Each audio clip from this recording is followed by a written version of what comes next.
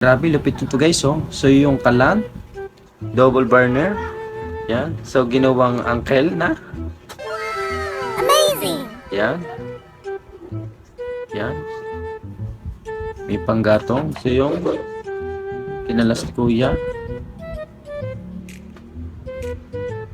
Ayos yun. Pwede palang gawin yun. So, yung kung masisira pala yun, eh, magagamit pala yung mga ganyang stove.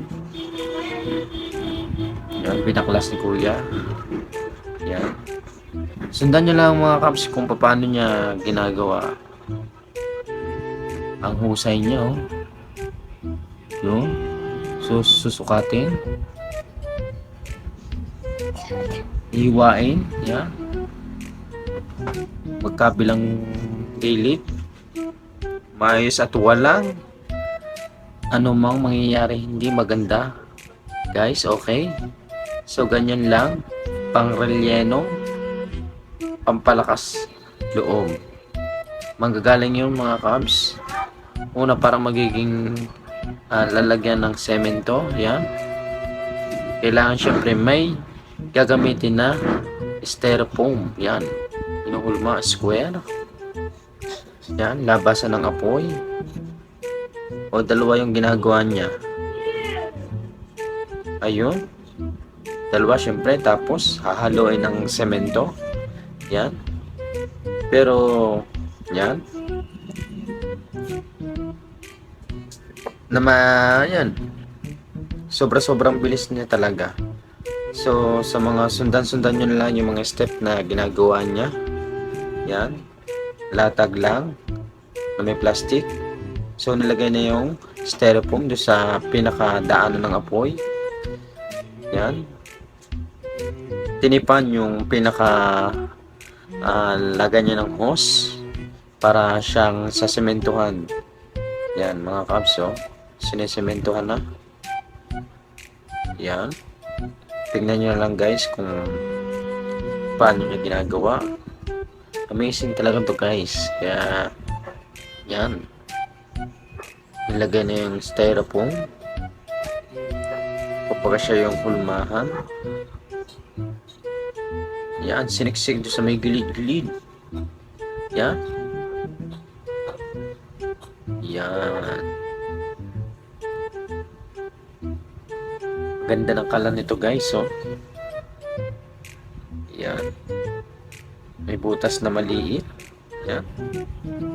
Iniiwasan lang dun sa mga bandang mga sensitive. Tapos nyo sa gilid niya syempre para hindi sumalpok. Yung tape yun pala ang ginagawa niya. Yun. Yan. Grabe, ang galing. May nilagay doon sa taas. Tapos, nilagyan uli ng semento. Galing ito guys. Tapos, merong alambre uli, syempre. Yung pinaka-screen. Ganyan palang diskarte para mas lalong tumibay, di ba? Oh. Yan. Malapit na mga kabs, matatapos nyo na. Antayin nyo lang. Yan. Ngayon, hiniwa na. Tapos tinatanggal na yung pinaka-support. Nga. Foam.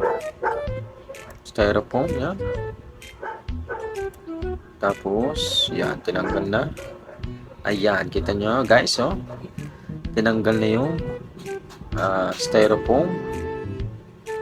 Yan ang pinakabutas, oh. Ganda, galing. Ang galing mga kabs.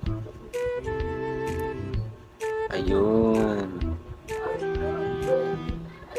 Yan ang lagayan niya ng kahoy sa ilalim niyo. Siyempre nililinis na. Yan.